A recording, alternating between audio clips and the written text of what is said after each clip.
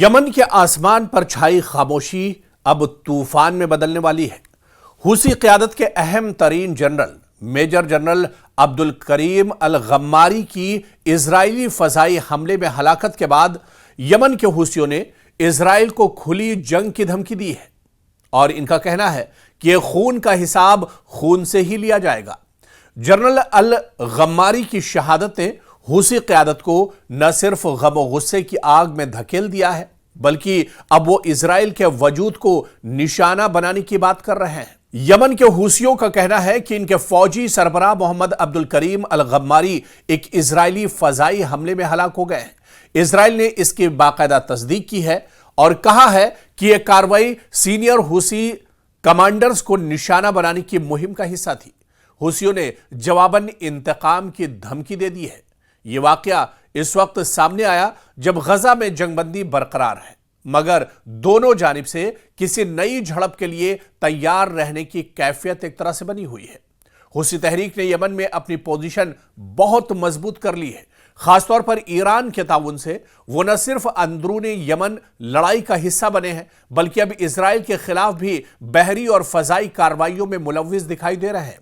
Israel के लिए यह बिल्कुल नई सूरत हाल है कि यमन की हुदूद से उनकी समत खतरा आ रहा है। खासतौर पर बुहैरे अहमर और तिजारती रास्तों के तनाजुर में अब यह खतरा इजराइल पर लगातार बढ़ता जा रहा है और मशरिक़ वुस्ता में हुसी अब एक बड़ा चैलेंज इजराइल के लिए बन गए हैं। सिर्फ इजराइल ही नहीं, बल्कि हुसियों के इस आतंक से, हुसियों की इस लड़ाई से और हुसियों के इस जद्दोजहद से अमेरिका भी परेशान है। हालांकि आप देखिए कि मशरिक़ वुस्ता में दायरा कितना भी तंग कर दिया हो, लेकिन यह हुसी लगातार इजराइल और अमेरिका के नाक में दम किए हुए।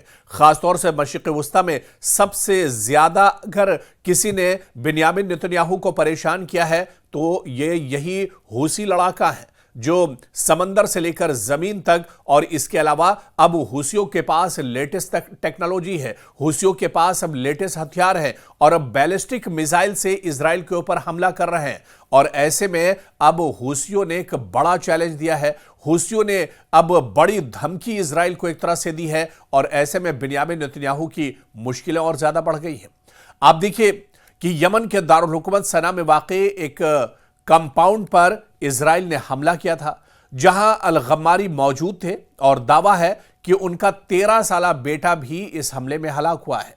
इजरायली वजीर दिफा ने इसकी बाकायदा तस्दीक की है और कहा कि ऑपरेशन हुसी क़यादत को निशाना बनाने की एक कार्रवाई थी। हुसियों ने इस हमले के बाद बड़ा हिसाब देने का इशारा दिया है और यानी इम्कान है कि अब वो इजराइल या इसके मफादात को निशाना बनाने में मजीद सरगर्म होंगे और एक तरह से हुसियों ने खुली धमकी इजराइल को दी है। बिन्यामिन नेतन्याहू की मुश्किलें और ज्यादा अब मशरिक़ वुस्ता में बढ़ सकती है। आप देखिए कि इलाकाई सतह पर अगर हुसी इजराइल के खिलाफ बहरी या फजाई हमले बढ़ाएंगे तो ये फिलिस्तीन इजराइल तनाज़े के साथ तीसरे महाज की सूरत अख्तियार कर सकता है। गजा लबनान के बाद यमन भी अब एक तरह से लड़ाई में सीधे तौर पर आ सकता है। बुहैरे अहमर और बाबुल मंदुब के करीब कशीदा सूरत हाल आलमी तिजारती रास्तों को और ज्यादा मुतासिर कर सकती है। खासतौर पर तेल और बहरी जहाजों की नकलो हमल पर इसका सीधा असर पड़ सकता है। इजराइल ने अब यमन को महाज के तौर पर कबूल करना शुरू किया है और मुमकिन है कि वो यहां मजीद फजाई कार्रवाई करेगा, मगर यमन का जोग्राफिया, हुसियों की जंगी तजुर्बे और ईरान का ताउन इजराइल के लिए चैलेंज का बायस बना हुआ है। यानी इस कार्रवाई का किसी लम्हे में फैसला बन जाना एक तरह से मुश्किल है, यानी इतना आसान नहीं है। इजराइल लगातार हुसियों पर अटैक कर रहा है, इजराइल लगातार हुसियों को खत्म करने की कोशिश कर रहा है, लेकिन यमन पर एक तो इजराइल से हमला करना, यमन का जोग्राफिया काफी ज्यादा मुश्किल है। यमन के महल वक़ू की बात करें तो ये इजराइल के लिए बहुत मुश्किल है और इसके अलावा जो स्ट्रेटेजी और पॉलिसी जो हुसियों ने बना के रखी है ये भी इजराइल के लिए काफी ज्यादा सरदर्द है। इसके अलावा आप देखिए कि इजराइल के फासले और इंटेलिजेंस का जो मसला है वो सबसे बड़ा मसला है। यमन से इजराइल तक कार्रवाई और निगरानी आसान नहीं है इजराइल के लिए, और अगर यह तनाज़ा बढ़ जाए तो सऊदी अरब, अमारात, ईरान और दूसरी ताकतें इस जंग में सीधे तौर पर मुदाखलत कर सकती हैं, जो पूरे खित्ते के लिए एक बहुत बड़ा खतरा होगा। तो जिस तरह से अल गम्मारी की हलाकत हुई है। इजराइल ने बाकायदा इसकी तस्दीक की है, हूसियों ने इसकी तस्दीक कर दी और हूसियों ने इस हलाकत के बाद, मेजर जनरल गम्मारी की हलाकत के बाद, अब एक तरह से हूसियों ने खुला चैलेंज इजराइल को दिया है और इजराइल से कहा है कि वो बड़े खतरे के लिए तैयार रहे। इजराइल को नेस्त नाबूद कर देंगे। बिन्यामिन नेतन्याहू यानी अभी गजा के बड़े खतरे से निकल भी नहीं पाए थे कि अब ये एक और बड़ा खतरा बिन्यामिन नेतन्याहू ने मोल ले लिया है। जिस तरह से यमन में ये बड़ा हमला किया गया और आर्मी चीफ गम्मारी को जिस तरह से हलाक किया गया है, इनकी हलाकत के बाद अब जो हालात हैं पूरे मशरिक़ वस्ता के, पूरे खित्ते के और ख़ासतौर से इजराइल और यमन के बीच एक तरह से टकराव बढ़ता जा रहा है। हालांकि इससे पहले भी आप देखिए कि इजराइल लगातार हूसियों को ख़त्म करने के लिए हमले करता रहा है, लेकिन हूसियों की जो रणनीति है, इनका जो रोड मैप है, इसके पीछे इजराइल की एक भी नहीं चल पाती है। आप देखिए कि ये जो हमला है, मशरिक़ वस्ता की जो मौजूदा सूरत हाल है, इसको देखते हुए ये सिर्फ एक वाक़या, ये सिर्फ एक हमला नहीं है, बल्कि ये खित्ते के ताकत के तवाज़ुन, जंग की नौयत और आलमी सियासत की तस्वीर बदल सकता है। हूसी तहरीक ने इजराइल को साफ इशारा दिया है कि वो सिर्फ घेरे में नहीं रहेंगे और इजराइल ने यह भी साबित किया है कि वो दूर दराज महाज से खतरे को नजरअंदाज नहीं कर रहा है।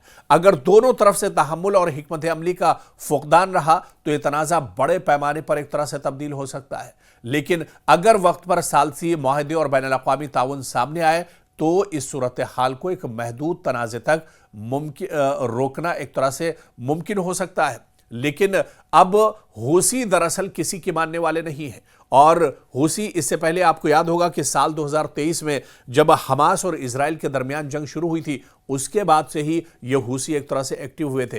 हालांकि मशरिक़ वस्ता में हूसियों का एक बड़ा दायरा है, हूसी बहुत पहले से यहां पर एक्टिव रहे हैं, लेकिन जब से हमास और इजराइल के दरमियान जंग छिड़ी थी, जब से गजा पर इजराइल ने हमले तेज किए थे, उसके बाद हूसी अपनी पूरी ताकत के साथ एक तरह से मैदान में निकल आए थे और हूसियों ने सबसे पहले इजराइल और अमेरिका के लिए बहर अहमर यानी रेड सी में मुश्किलें खड़ी की थी और उसके बाद कभी इजराइल के किसी शहर पर, कभी इजराइल के किसी एयरपोर्ट और एयरबेस को हूसी निशाना बनाते रहे और हूसी इससे पहले भी लगातार हमले करते रहे। और आपको याद होगा कि हालिया चंद महीनों की अगर बात की जाए तो हूसियों ने जिस नौयत के हमले किए हैं, ये एक बड़ा चैलेंज इजराइल के लिए बन गया है, क्योंकि हूसी अब खुद साख्ता जो रॉकेट्स हैं उन लोकल रॉकेट से हमले नहीं कर रहे हैं, बल्कि अब हूसियों के पास भी बैलिस्टिक मिसाइल हैं, ऑटोमेटिक मिसाइल्स हैं और इन मिसाइल के जरिए से वो हमला कर रहे हैं।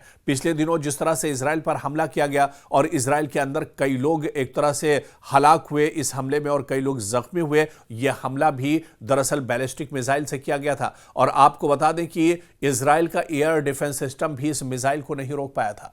तो कहीं ना कहीं मुश्किलें इजराइल की लगातार बढ़ती जा रही हैं और हालिया दिनों अल गम्मारी की हलाकत के बाद जो गुस्सा हूसियों के अंदर है, जो नाराजगी हूसियों के अंदर है, हूसियों ने एक तरह से खुली धमकी इजराइल को दे दी है, बिन्यामिन नेतन्याहू को धमकी दे दी है कि अब वो सिर्फ बातें नहीं करेंगे, अब वो छोटे मोटे हमले नहीं करेंगे, बल्कि अब इजराइल एक बड़ी जंग के लिए तैयार रहे, इजराइल अब बड़ी तबाही के लिए तैयार रहे। यानी एक इशारा है हूसियों की तरफ से कि आने वाले दिनों में वो पूरी ताकत के साथ इजराइल को टारगेट करेंगे, इजराइल के जो मफादात हैं उस पर एक तरह से टारगेट करेंगे, इजराइल के जो सिक्योरिटी फोर्सेस के जो अड्डे हैं उसे एक तरह से टारगेट किया जाएगा। यानी इजराइल की मुश्किलें बढ़ेंगी। बिन्यामिन नेतन्याहू एक जंग से निकल नहीं पाए हैं कि अब हूसियों की नाराजगी भी बिन्यामिन नेतन्याहू को आने वाले दिनों में झेलनी पड़ेगी।